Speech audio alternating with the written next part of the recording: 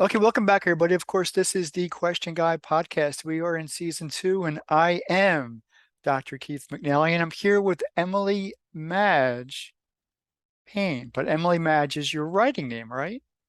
That is, yes, yeah.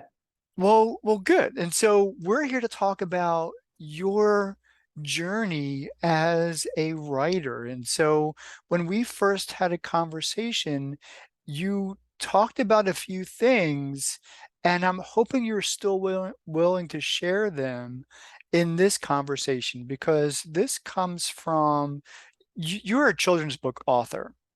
And That's correct. okay, Yeah. and you're a children's book author with a purpose. And some of that comes from some emotional or mental um, issues that you've come across. Can you talk about that a little bit? Yeah, of course. So, um, I obviously, yeah, my main thing is writing children's books. And my most kind of heard of book is called Inner Buddy, and it's around supporting children with their mental health. And I started on this kind of journey to kind of look at mental health when I was diagnosed with an anxiety disorder at 17. Okay, Um, Obviously went to the doctors and they said, yeah, you've got this anxiety disorder.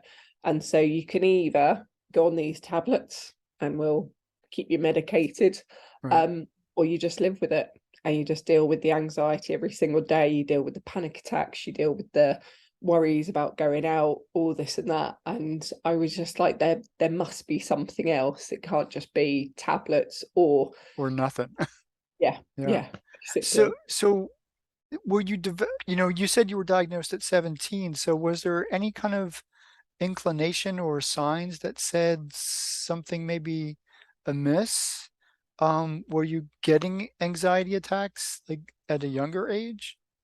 I was, yeah. I used to, I think the first time I ever noticed it was really random. I was walking to school with my brother, and there was How old this, were you?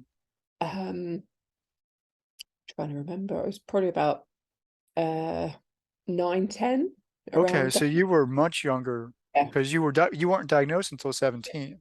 yeah. Okay. So you were walking to school with your brother and We actually saw this dead cat just on the side of the road. It was very random. And just we had to physically walk past it or we had to cross the road, and we right, didn't really want to cross the road, so we had to walk past it, and I was just staring at it and I just got this overwhelming like fear of this real anxious kind of feeling. And my brother just goes to me, you're breathing really quick. He said, you've gone really pale and wow, you're shaking. And I was like, am I? And I didn't even really notice it before. And when he said that to me, and it was over just seeing this cat, maybe obviously seeing a dead cat, seeing anything dead on the side right, of the right, road send you into a bit of a shock. And then from there, he kind of said to me, you do realize that you do this whenever you're talking, I go, like that. And it's just kind of like a repeated thing. I was like, no, I didn't know that. And I used to click my fingers a lot. And in that kind of walk to school, we'd never really had a conversation about anything like this, but he just kind of said to me about all of the things that he'd noticed that had kind of concerned him in terms of like that I was clearly anxious about something. I mean, back then, anxiety wasn't really a word that right. anyone really had in there. Kind of, But you were showing yeah, some yeah, physical, behavioral uh yeah, yeah. things. Yeah. And did anybody else notice? Because this was just your brother telling you, hey, how old was your what you so if you were 9, 10, what's the age difference between you and your brother? There's 18 months, so Okay, so a year and a half. yeah, He's the older or younger? he's the older, yeah, Okay. All right. yeah. So he was quick to recognize that Emily, something's wrong. Yes, yeah, which that really surprised me and it kind of stuck with me. And I think other people had noticed it, but I think because back then, I mean, I'm not saying I'm that old. I mean, that was probably that was early 2000s. No, that would, I probably, maybe I was a bit older, but yeah, I'm trying to work out the ages now. But yeah, it was around late 90s, early 2000s. So Okay. I mean, I th people probably did notice it, but it's just not something that you spoke about because still then it was a There's a lot of stigma around mental health issues. I even today probably. So it doesn't surprise me that, and I'm here in America and you're in the United Kingdom, right? And yes, so yeah, I don't think there's ever going to be a time where we're going to, the population in general will be completely 100% understanding of, that we do have anxieties and depressions and um, an- fears of a lot of different ways. And you talked about a panic attack, and that's also something that we associate with anxiety, but that's something very specific. So what did that look like, if you don't mind? a panic attack. Yeah, what does that look like? Or what did that look like for you? It's just the most scariest thing in the entire world, but when you're in it, it makes you feel like you're in some kind of box, like you're kind of caged in. Everything's very echoey. It's like a really scary scene out of a horror movie, Oh, but it's in your real life. But when you're watching someone having that panic attack, you're like going, what on earth is going on with them? Because when you're seeing it from the other side, you're going, are they okay? They're mm, just because I remember one particular panic attack that I had. I was in the house on my own. I was probably about 15, 16, and just I don't know why, just something outside scared me, and I just couldn't be in the house, and I didn't know what was going on, to be fair. And I just had this really overwhelming, real big panic of like something bad's gonna happen. And I felt I needed to get out of the house, and it was pouring with rain. mm, I literally just yeah, like I said, my hearing was very echoey. I literally, you're right there. Um, literally darted out the house, didn't have a coat on. I just got my shoes on, and I stood outside in the rain because I was so scared and I didn't even know why. And I stood out there for about an hour. wow. I got soaked, and I felt safer outside than in the house. And it was like, but there was nothing there. So it it concerned me a little bit, but yeah, it makes you feel like you're trapped in some way. And yeah, I've had a few of them on aeroplanes, which is never good because you No, can't actually you run can't out the go door of anywhere. an aeroplane. Yeah. You definitely can't open up the window. No, absolutely not. Yeah. So when you were diagnosed, the doctor gave you medication, not medication, but he said that was he or she said it was your choice. And you chose not to take medication. Yes, I chose Okay. not to. So Yeah. how did you make that decision? How did you make that decision? And I'm trying to find the right words and I say that because lots of people would just want to, I don't want to feel bad. If medication's the way to go, let's do it. But you didn't do that route. Yeah. In my head, I kind of, in that moment, for me, I was like, there must be another option. This can't just be one or two options. And I just thought, I just, medication for me was just, see, I very rarely take painkillers. If I have a banging headache, I will go to sleep. I will try and avoid taking any kind of tablets unless I really need to. The only time that I've really taken painkillers was when I split my shoulder in three and they made me have, no, I had to take some painkillers then, but Right. I very rarely do it anyway. So for me, when they said about tablets, I was just like, do you know what? It didn't feel right. And in that moment in time, I was just I just want to feel better. And I didn't feel like they would make me feel better. I think I um just thought that they would help in some way, but Mm, it wouldn't take anything away. It would, to me, it would, I felt like it would just freeze things, you Yeah, know? it would nullify it would nullify the anxiety, the pain, the panic attacks. So let's talk about something positive. You chose to channel your energies, and you did that by writing, or you did that through a process of writing, I should say, because this kind of grows from a little seed into something really big and fantastic. So let's talk about where it began, and then let's go into what it is now. So obviously from that kind of doctor's meeting, it was always like, what's next? What can I do to help this? And I suppose actually from the previous question, it was probably actually I need to kind of um go through these kind of anxieties, these fears, these panic attacks, and really kind of understand them to be able to kind of work out on my journey of what I can do to help myself. Because if I've only just kind of clicked in and started to notice them, then if I start to take kind of numb them away, then I'm not going to get the full extent of how someone actually feels in those moments. And I really wanted to feel that.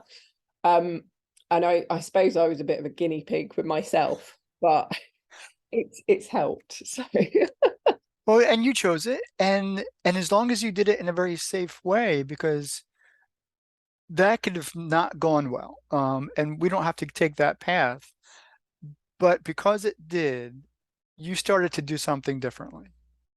yes. So talk about that. So obviously started to look more into the mind, and I started to find different techniques that would help and support me. And I suppose with any technique that I found was really working at that time, I would be like a little toddler with a new toy, and I'd try and break it because that's what you have to do. um, and yeah, and then I did more research. I spoke to a lot of different counselors. I spoke to psychiatrists. I did courses around the mind, and just obviously, I mean, podcasts back then weren't really around, but YouTube was starting to come along, and just kind of Google was there, so you could kind of get answers there. And I was just trying to find answers from every different place. And yeah, and it was about 17 years of research gone into that. And then it was, and now it's like I really need to do something with this now. And at 3 o'clock one morning I woke up and had the name in my head for inner body, and was like, I need to write this down now. And then and then started writing that down, and kind of earmarked out all the chapters. And I suppose the main thing from when I was writing that down for me that really was the turning point was one of the counselors said to me, if you're not able to express yourself with words, because a lot of people say to you, just talk about things. And I think when you're feeling really panicky and anxious, one of the things you worry about is someone looking at you like you're crazy. Mhm. So to talk to someone openly, you really have to trust that person, or you have to kind of feel like you're in that safe environment. And she just said to me, if you're not able to express what you're feeling, just write it down. And that was a real turning point for me. And that's actually what really has um what is actually the main ingredient that goes into inner body, is that it's about expressing yourself through writing. Good. um and it's one of the most powerful forms to do that, because your mind kind of engages and go, oh wow, they're writing something down, and it's like, okay, I N- need to act And and you're on talking about physically like picking up paper and yeah pencil and not like typing. So you're actually engaged in the writing process. Okay. yeah So inner buddy is about, well, an internal friend. So kind of you talk what who or what is inner buddy? Well, and is it a person? Is it just a figment of somebody's imagination, or is it an actual character in your um story? it's So in the book it is a character, it's the main character. It is an inner body is a figment of your imagination, and they can be whatever you choose them to be. And that's the bonus of an inner body. And the inner body is actually representative of intuition. Okay. So parents used to tell me a lot to always follow my intuition, which has been fantastic advice. So basically with your inner body, everyone has one. Obviously your intuition, that kind of guiding light that kind of speaks to you and you kind of follow it, and it will lead you down some very cool paths, If you trust it. if you trust it. Yes, yeah. And yeah, it's so your inner body can be anything. So mine is a red fox. A I'll show you, red. Oh, wow. Okay. with And a rainbow tail. that's Emily, that's your inner buddy. That is, yeah. Okay. So when you're creating your own inner body, it can be anything. I mean, I've seen many inner bodies from kids, which has been fantastic. I think the funnest one that I saw was a pig dressed as Batman. I thought it was brilliant. It just really made you think outside the box and see pigs in a very different way. But it's about having that inner body there is yeah, essentially like an inner friend and helping you to feel comfortable in yourself. And when you're writing things down, it's yeah, it's about feeling comfortable in yourself. And obviously when you are writing things, the bonus is with writing things down is that you don't have to show anyone. This is just you writing things down for you. You choose if you want to show this to someone, and you choose if you want to trust someone with this information to read it. And then yeah, So the inner buddy character is part of it's a book. It's a book series, or is it just one book? just one book at the moment. Yeah. Okay. So what happens, because I want all of our listeners to go buy the book. So where can they get the book? And two, kind of give us some cliff notes as to what they would expect from the book. So you can get the book off Amazon. Okay. Just type in inner body, or just type in just type in my author name, Emily Madge Payne, and then you'll see me come up. And I'll put that link in the description. Thank And you. so what would they expect from the book? So you'll be expected to be taken on a journey from learning how to see the good things in life. So the main kind of lesson that we work on within a buddy is gratitude. It is probably one of the most simplest but most powerful techniques that I've come across. And I definitely did try to break it, because I did about 23, 24 gratefuls in one day, over I was really having a stressful day at work, and I was like, this better work. And do you know what made my day so much better? Um, but yeah, and with the gratitude, it's about kind of seeing the things in the moment that you're grateful for or thankful for. And when you start to do that, it just helps you to really see the other side to things in your life. And whenever I say to someone, if they're having really struggling, it's about just finding something to be grateful for in that moment, because it just changes something in you. And if you continue to do that and repeatedly show gratitude and do the gratitude technique, when really big awful things happen, because you've already got that tool ingrained in there with the gratitude, you will unintentionally see something that you can be grateful for in that moment. And it can be crazily small, but it can be a really big impact in that moment. So you kick off with gratitude, um, and then it will just kind of take you through a story of just the character kind of dealing with different scenarios and having their negative voice popping called bad manners. Um, and Who's there's what's the age group that you're looking to attract here? so it's usually between 6 to 9 year olds. Okay, so these are so kind of when you started having Yes. anxiety, and so you want to, wow, that's really cool. Yeah, I I kind of find, I mean, adults read in a buddy as well. Usually what happens is the kid will, the adults, the parents will buy the book for the child, and the adult will sit down with the child, go through in a buddy, and then they'll get to a chapter and go, right, that's enough for tonight, stop, we'll come back to it. So they'll put the child to bed and then they'll continue reading the book. Mm. And I usually get an email going, my kid absolutely loved it. And oh my goodness, I've been using all the techniques from your book and they've really been helping me. And I think a lot of people think because it's got a younger age range on it that they can't use it. But no, this is for everyone. I got stopped in Tesco's a couple of weeks ago from a lady who'd read in a buddy and gone, you've just made me feel so much more confident in myself. And I was like, Wow. wow. And then I'm panicking, going, sugar, I've got a lot of chocolate in my basket. I was like, thank you. She's like, I wouldn't normally come up and talk to you, but I saw you and you've just made me feel so much better in myself. And she was like, thank you so, so much. I was like, oh, thank you. Well, that's beautiful. Yeah. So So are you getting a lot of that? Like, are you getting good reviews on Amazon?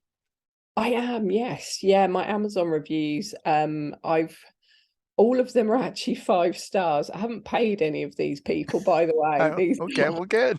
So these these are are, authentic. These are authentic yeah. reviews. Cool. Yeah, every time I see one pop up, I'm like, wow, that's very cool. So, and then I usually get about 1 or 2 emails on a daily basis, just either from a child who sat down and written an email out just saying thank you, you've really helped, and then it's saying what it's helped with. And yeah, a lot of people kind of the near the end of the book, I do a there's a technique on forgiveness. And I do get a couple of questions on this because I think a lot of people think that when I say forgiveness, it's about forgiving that person who's kind of done you wrong, and that isn't the case at all. It's about forgiving yourself. Um, and with the forgiveness, it's about kind of taking the story and making it whole, and that's what's going to get you through whatever you're dealing with, because you'll know the negatives because they're always there, the negatives. But as soon as you start to put the positives in, which is obviously learning about your gratitude and all these different techniques, you start to fill in the positives, you get your yin and your yang, it completes the story for you, so then Mm. you're able to get to the end of the book and be able to do the forgiveness technique, and it's like a kind of release for you to go, do you know what, it's okay, I'm an awesome person, I've been through loads, so yeah. So have there been requests for like a follow-up or some type of additional work from you? um I've had a lot of people ask me if I'm doing an adult version of Inner Body, which Uh, sounds a bit raunchy, but it's not. No, no, So no. I mean, it's your gut. It's yeah, your inner person that needs to feel safe, feel comfortable, and feel confident in the person that you are. So I think that message is ageless, boundless. And so yeah, an appropriate book for any age yeah. would be good. And you are the person to write it. Thank you. I have actually because I'm getting a lot of adults asking for the kind of more adult version. I've actually I put an outline to a course together for it. So instead of it just being the book, so you can obviously have the Inner Body book there, which is very easy to digest. Um, but then with the course, it would kind of go more into detail about the techniques that are in there and about kind of what other things you can do on a daily basis, and why I suggest to do certain things at certain times. Like a lot of people ask me about the gratitude. Why do you say about that to do that before you go to sleep? And that's obviously because 10 minutes before you go to sleep, your mind is that is what your mind is going to think about whilst you're asleep. Wow. So if you're watching a horror movie, I've done that many times before, bad decision, and then you go straight to sleep, you're gonna have a nightmare, it's guaranteed. Oh gosh. But if you watch your scary movie and then you do Well, your don't watch gratitude, scary movies. Yeah, yeah, Think just avoid think gratitude. yeah. So if you do your gratitude journal, which is 3 to 5 things that you're grateful for each day, and there have to be different things each day. There can't be the same thing. So different things that you found each day, 3 to 5 things. Do that just before you go to sleep. And then when you wake up in the morning, because you've been dreaming about the things that you're grateful for, you will be a lot more relaxed. You'll get up, you'll feel happier, you'll be a lot more refreshed, you'll have a better night's sleep as well, because you won't be worried that someone's going to come and attack you at some point. I So hope not. I certainly hope not. Well, that is fantastic. So, you emphasize for the reader to journal, to write. yeah, And so, just like you, your counselor, your therapist said, if you can't talk about it, write about it. yeah, So, and a lot of times kids don't even know, what to say out loud, but they know what they feel and they know yeah, what they're thinking. And so, in their own private space, writing would be a good thing. yeah, definitely. It's such a fantastic tool as well. And I know that some kids do struggle with writing, and that's why within a Or buddy, even painting, drawing pictures, yeah, whatever expresses, whatever they can express from them yeah, of themselves would be a good thing. yeah. That's yeah, exactly that. However you feel comfortable expressing yourself, that's what you do. So, I mean, I'm really good at writing things down, but like I say, you, Keith, might be really good at, yeah, drawing things, artistry, or someone might be really good at maths and just like, all right, I need to do these 20 equations. And then it just helps you to kind of clear your mind and, yeah, really kind of express how you're feeling at that point in time. Because I think that's the thing with us in the world today. We've really struggled to express ourselves. And I think a lot of parents say to me they just don't know how to get the kids to speak to them and how to talk to them about what they're worried about. And they kind of see it come out in different behaviors. And they're like, what do I need to do? And it's just about getting the parents to sit down with the kids and just kind of having that, say, 5 minutes to go through something in a buddy. And then what you'll find, and what a lot of the parents have found who've done this with their children, is that the children will start to express themselves through over what means they feel comfortable, and they will then eventually start that conversation, and in a buddy helps them to start that conversation to kind of talk to their parents. And then it just kind of opens up because they're feeling because the child's feeling comfortable in their own space, and then they're able to really open up to the parents. And yeah, because I had a headmistress, bless her, say to me, it's a really good book, but the thing is, I think that the parents would have to sit down with the child and do that. And I said, yeah, that's the point, that's the point. Need to Yeah. get them To get talking. engaged. Yeah, absolutely. Emily, this is what I would love to do. I want to go buy the book. I have not bought the book. I want to go buy the book. I want to go buy the book with intent. I want to go buy the book. I want to read through it. And if you're willing, jump on another conversation with me after the fact and let's review what I've learned from the book. And I would like to have that additional conversation if you are willing to have that conversation with me. Yeah, definitely, that would be really cool. Oh, Thank you. cool. Then, with 30 seconds or less, give us some words of hope for those who struggle with anxiety and depression, and then we'll close out this conversation. Okay. So, give um us some words of hope. I'd have to say it was a quote that I saw the other day whilst I was doing my world records. Success is not final, failure is not fatal. It's the courage to continue on that counts. And yeah, it's all about, yeah, keep going. Whatever you're going through, just keep going because good things are coming your way. And yeah, you just have to keep believing in yourself because you're an amazing person. That's beautiful. Emily, thank you so much. I really did appreciate this conversation, and we're going to come back and do it again. But for right now, I want to thank all of our listeners. This has been the Question Guy podcast, and we'll see you next time. Take care.